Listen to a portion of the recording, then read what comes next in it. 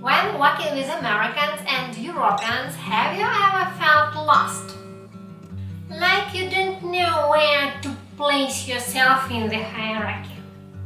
Everyone seems friendly, informal and relaxed. But is it the truth? If you don't have the cultural communicational decoder, it's hard to know what's appropriate. So today we'll learn 3 essential communication codes for doing business with Americans and Europeans. Let's go! One huge cultural code is small talk. They make small talks with everyone. As one student of my course said, all this small talk is not null for me. I don't know how much I should say. So that's why last time we learned how to make small talk.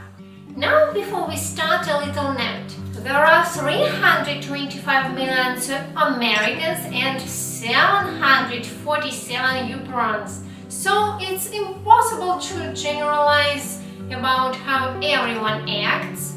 If everyone was the same, it would be a little scary. So these tips are what is often the case, but culture also depends on regional culture, company culture, individual style, individual how you are feeling that day. But these situations you'll probably come across when you do business with Americans and Europeans.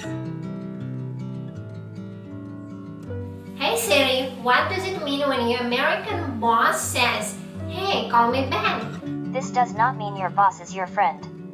He does not want you to call him Mr. Johnson, because that's too formal for many Americans even in business.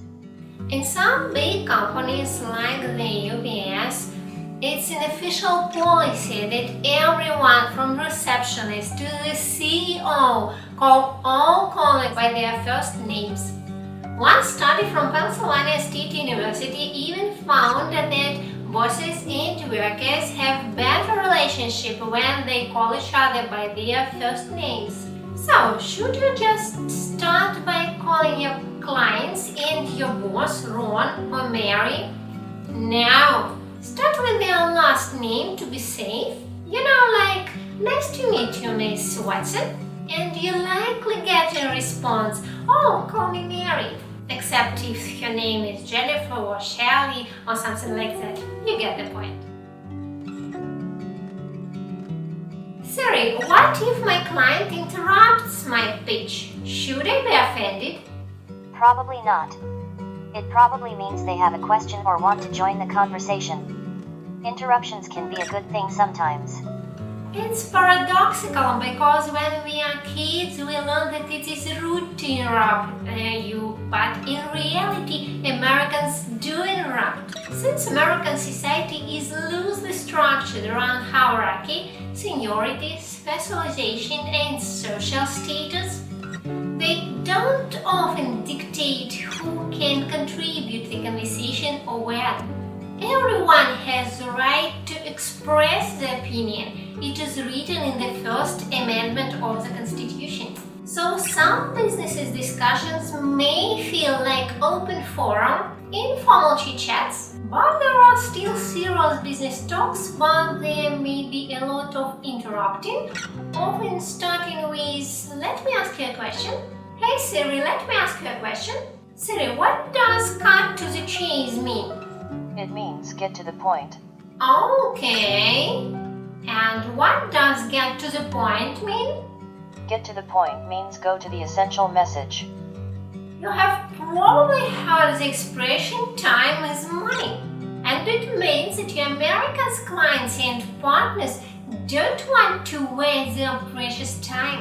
So if you are pitching an idea or a product or you want someone to do something for you, start with how this is going to benefit them. Even it's a formal business meeting, they don't want to know the entire history of your company, product or idea. Maybe you have seen the acronym WIIFM in business. What's in it for me? What's an interesting part for your listener? So if you're here, let's cut to the chase. Or would you get to the point? It means that you're giving too many uninteresting details. Don't be destabilized. They just want to know what's in it for me. Right? That's for today's lesson. I hope you enjoyed it and I hope you learned something. Don't forget to connect with me in my all social media. I've got my Instagram, Telegram and TikTok. And I'll see you soon for another lesson. Bye bye!